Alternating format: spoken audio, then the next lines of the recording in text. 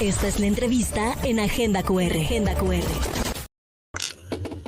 Muy bien, continuamos con más en Agenda QR. Ya está con nosotros el licenciado Carlos López Jones. Él es analista económico y también director de consultoría empresarial en tendencias económicas y financieras. El día de hoy lo invitamos para platicar acerca del tema del salario mínimo. El día de ayer se dio a conocer este incremento a partir del 1 de enero. Primero que nada, doctor, ¿cómo está? Gracias, muy buenos días. Miguel, buenos días, a tus órdenes.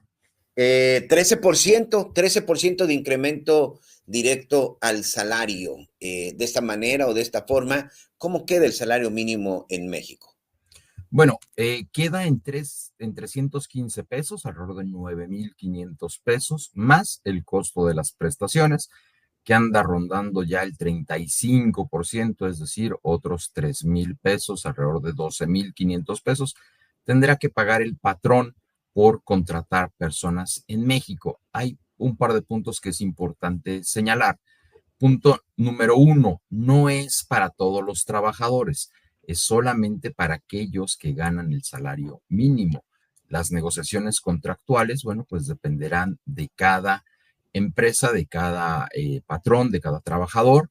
Lo que sí es cierto es que aquellas personas en el sector formal de la economía mexicana no podrán ganar menos de 9,500 pesos. Pero si alguien que nos está viendo, que nos está escuchando, ganará 11,000, 12,000, bueno, pues a lo mejor su incremento salarial será un poco menor, probablemente de 4, 5, 6%, por ahí lo estamos estimando, dependiendo del sector, dependiendo de la entidad, de cómo se vayan viendo las cosas.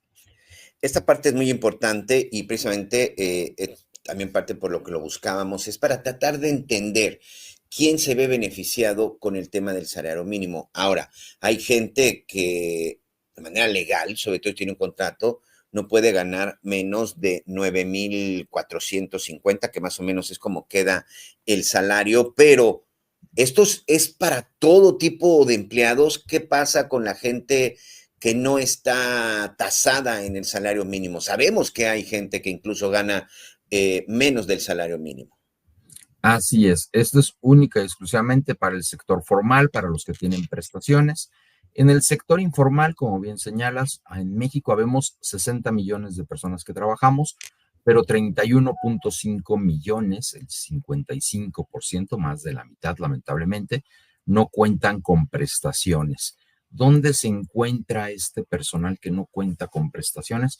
Normalmente en empresas muy pequeñas, en la fondita de la esquina, en la Claro. papelería, en tlapalerías, pero bueno, también lo hemos visto en empresas pequeñas, medianas, como en Quintana Roo, en pequeños hoteles, donde tienes 10, 20 personas trabajando, pero solamente 2, 3 tienen seguro social, y a las demás se les contrata por fuera, por honorarios.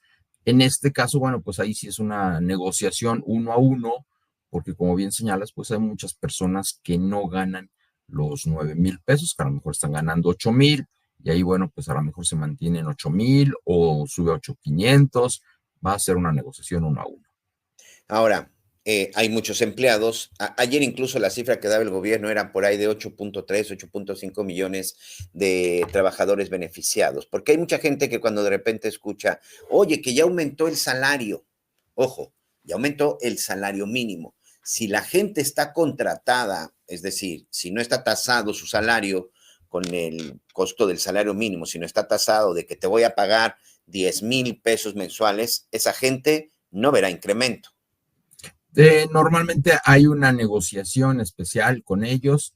Nosotros estamos estimando que, considerando que la inflación esperada para el próximo año va a ser 4% y que han habido grandes contratos salariales que se han negociado entre el 4 y 5%, para el próximo año ese será el incremento generalizado de 4 a 6% para quienes sí tienen prestaciones y están por encima del salario mínimo, y aún con el incremento de 9,500 ganan un poco más o más de los 9,500.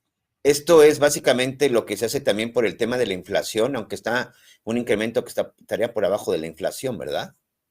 Lo que pasa es que los sindicatos, las organizaciones laborales, pues platican cada año con el patrón, dependiendo cada uno del mes en el que lo han hecho, y revisan su contrato laboral y normalmente, bueno, pues la mayor preocupación es que el salario te ajuste, pues por lo menos para lo mismo que el año pasado, ¿no? Entonces, ¿cómo saber cuánto gastaste y demás? Normalmente es la inflación la que tomamos en cuenta, alrededor del 4,5%. Habrá personas que efectivamente dirán, oye, Carlos, esa inflación para mí es del 6, es del 8, es del 10%, depende de la canasta que cada uno tengamos de consumo. El INEGI lo que nos da a conocer es la canasta de consumo de las personas, pues normalmente de la mitad de la población, la mayor parte de la población. De acuerdo con ellos, con el INEGI, por ejemplo, en lo que va de este año, han bajado un poco los precios de frutas y verduras, han subido un poco los precios de la carne y así, ¿no? Entonces hay cosas que suben, hay cosas que bajan y bueno, pues a partir de ahí se calcula la inflación.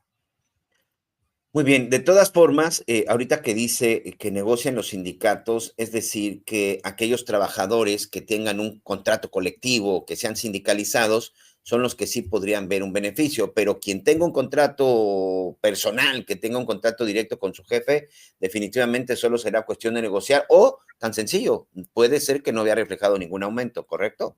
Sí, eso es lamentablemente muy probable porque hay que recordar que en 2025 el consumo ha estado estancado, las ventas se han estancado, no hemos crecido, el país en este momento no está creciendo y pues cada uno sabemos cómo le está yendo a la empresa en la que trabajamos. Si a la empresa en la que trabajamos le está yendo bien, es probable que haya un aumento, te digo, del orden del 5 o 6%. Si a la empresa no le ha estado yendo muy bien, pues es probable que el aumento sea de 4%. Y si a la empresa le ha ido mal, bueno, pues entonces no habrá aumento. El patrón nos va a decir, mira, pues la verdad es que he luchado mucho por salir adelante este año y me estás pidiendo un aumento, pues no te lo puedo conceder en este momento. Tú decides si te quedas o te vas. Y bueno, recordar también que el salario depende mucho de nosotros. Cuando llegamos a un empleo, si tú eres un trabajador, no es lo mismo ser, por decirte algo, una persona de la construcción que ser el ingeniero encargado de la misma construcción. Los sueldos van a depender de nuestras capacidades, de nuestras habilidades, y de ahí, bueno, pues la recomendación de siempre de estarnos capacitando de manera constante. Ahora, dentro de su análisis, ahorita que comentaba la situación y el estancamiento económico, pues está el incremento del salario, está la reducción de las horas laborales, el incremento también en el pago de aguinaldos, que bueno, cuando de repente escucha y ve los trabajadores estas cosas, pues dicen, oye, muy bien, me está yendo muy bien, pero directo para los empresarios son situaciones que pueden generar ahí problemas económicos o es algo que se tendría que ir adaptando.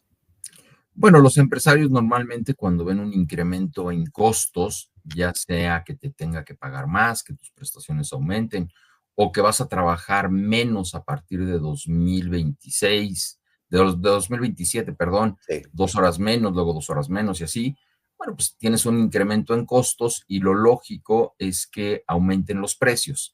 Eso fue correcto. lo que pasó en 2025, lamentablemente. Como también se aumentó 12% el salario mínimo, aumentaron las prestaciones este año, los patrones, los empresarios subieron los precios finales de bienes y servicios y lamentablemente gran parte del incremento se fue en estos aumentos. Esta es una carrera que ya habíamos visto en México y hemos visto en otros lugares del mundo. Cuando los gobiernos le suben por decreto por encima de la inflación los salarios, aumentan los precios finales porque aumentaron los costos y bueno, pues gran parte de ese aumento se va en esos aumentos de precios y terminamos un poco peor que como empezamos. Eso fue lo que pasó este año, por ejemplo. Aumentaron los salarios, aumentaron los costos, aumentaron los precios y bueno, pues la gente sí tenía más dinero, pero compraba igual o menos que el año pasado. Ese es el tema. Es un, ¿cómo llamarle? Es como un, pues ya como una enfermedad ahí ya asentada, anquilosada, porque al final, con esta explicación, por lo que entiendo, pues somos los consumidores los que finalmente terminamos pagando las consecuencias del incremento del salario, del incremento de estas prestaciones, de la reducción de las horas laborales. Al final, es el consumidor, que en la mayoría de los casos, pues son los propios trabajadores, doctor. Exactamente, Así es, así es. No está mal que incrementen los salarios siempre y cuando dependa de la productividad. Lo vemos mucho en las áreas de ventas. Quien vende un auto tendrá una comisión y quien vende 10 autos en el mismo mes, pues tendrá una comisión muchísimo mayor que su compañero. Ahí vemos claramente cómo es la productividad. Quien renta un auto a un cliente, bueno, pues ganará menos que quien renta 5 autos al día. Entonces, cuando el salario está basado en productividad, pues no hay ningún problema porque eres más productivo, ganas más. Pero Wow. cuando te subo el salario por decreto, bueno, pues entonces los costos suben porque ese incremento yo no lo tenía previsto y entonces pues tengo que subir los precios de los bienes y servicios que ofrecemos y afecta más a ciertas industrias, como a cuáles, bueno, pues al sector alimentos, donde se utiliza mucho la mano de obra, al sector construcción, al sector turístico de Quintana Roo, evidentemente, Claro. pues porque el mayor gasto que tienes tú es precisamente el de las nóminas. Hay otros sectores, por ejemplo, siderurgia, por ejemplo, cementos, materiales de construcción, donde el gasto es más en insumos, en energía que en nómina, entonces ahí, bueno, un aumento en nómina no afecta tanto los precios finales, pero en una fondita, una taquería, pues, donde gasto más a lo mejor puede ser en la nómina. Entonces, un aumento de 12-13%, pues a lo mejor me obliga a subir 5-6% los Wow. precios finales de mis productos. Wow, porque finalmente otra vez las pymes, las mipymes, los pequeños negocios, los pequeños changarros, pues son los que se ven afectados con este tipo de decisiones gubernamentales, licenciado. Sí, por su estructura, son las muy intensivas en mano de obra, son las que generan el 60% del empleo en México. Como no tienen robotización, automatización de procesos, porque son caros, pues dependen mucho de la mano de obra. Y también señalar otro punto importante, en la medida en la que nos hacemos más caros como mano de obra, damos más incentivos para que se automaticen los procesos. Esto es, para yo comprar un cajero automático de un supermercado, a lo mejor yo necesitaba 12 meses de trabajo de una persona. Si aumentaste 12% o 13% el salario, pues a lo mejor ya no es en 12 meses, a lo mejor ya en 10 meses recupero mi inversión. Entonces, en la medida en la que hacemos más cara la mano de obra, pues hacemos más baratos los robots y los procesos de automatización. Y bueno, pues podemos ver que empresas cada vez más grandes contratarán menos personal, lo cual, bueno, pues lamentablemente no es una buena noticia para el trabajador en general. Uf, sí, qué contradicción, ¿no? Porque al principio se echaron las campanas al vuelo de que esto era para beneficio de los trabajadores, pero pues al final pues son los propios trabajadores los que van a resultar, con esta cadena que aquí nos acaba de explicar, pues son los trabajadores los que van a terminar pues pagando las consecuencias de ese incremento de salario.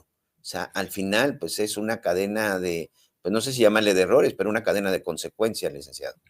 Es una cadena de consecuencias que en México ya hemos vivido en el pasado. Hay que recordarle a los jóvenes que allá en la época de 1980 aumentaba al doble, ¿no? Cada año se duplicaba el salario y claro, se duplicaban los precios y nadie salía ganando nada. Otro tema importante es que conforme aumentas 12% los salarios, la inflación no baja de 4%. Y si la inflación no baja de 4%, Banco de México no puede bajar su tasa más allá de 6%. ¿Por qué es importante esto? Porque en este momento un crédito hipotecario está en 9%, 3 puntos por encima de ese 6%. Si la tasa bajara a 6%, como en Estados Unidos, pues en lugar de que mi mensualidad por cada millón que yo pido prestado fuera de 9,000 pesos, sería de 6,000 pesos. Resultado, pues más personas podrían comprar una casa si Claro, la más inflación fácil. fuera más baja, ¿no? Entonces, y esa inflación, otra vez, depende del alza de costos y esos alza de costos en gran parte depende del alza en salarios mínimos. Pues ahí está la explicación, ahí está la explicación real de lo que está ocurriendo y pues la situación real de lo que está pasando también con la economía de nuestro país. Licenciado Carlos López Jones, muchas gracias, ha sido muy didacta y sobre todo pues ha sido fácil entender lo que verdaderamente está sucediendo y lo que se viene con este tema del salario. Tan sencillo, se viene con esto un incremento de costos. Muchas gracias. Gracias a ustedes, ojalá que la informalidad no aumente mucho y por favor todas las personas que nos están escuchando, pues hay que capacitarse. Eso es lo que tenemos que hacer, capacitarnos para obtener mejores empleos. Claro, capacitarse para poder obtener una mayor oportunidad de trabajo. Licenciado Carlos López Jones, que tenga un excelente día. Muchas gracias. Gracias a ustedes, Miguel.